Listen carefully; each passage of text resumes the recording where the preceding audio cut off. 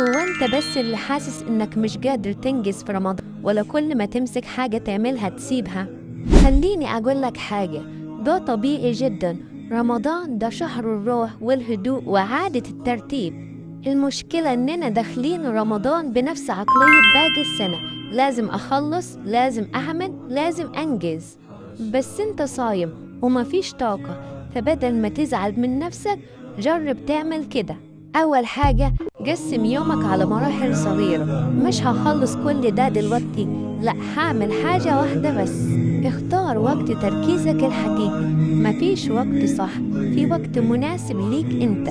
تالت حاجة ودي الأهم، ما تقارنش نفسك بحد.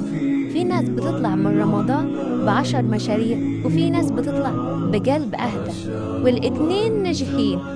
رابع حاجة، لو يومك عدى من غير إنجاز ما تقولش ضاع. لو صليت أو قرأت قرآن ده إنجاز. رمضان مش سباق، رمضان رحلة. لو حسيت إنك تايه شوية اهدى وخد نفس. قولي بقى في الكومنتات، إيه أكتر حاجة معطلاك عن الإنجاز في رمضان؟ الكسل ولا الوقت ولا مفيش طاقة؟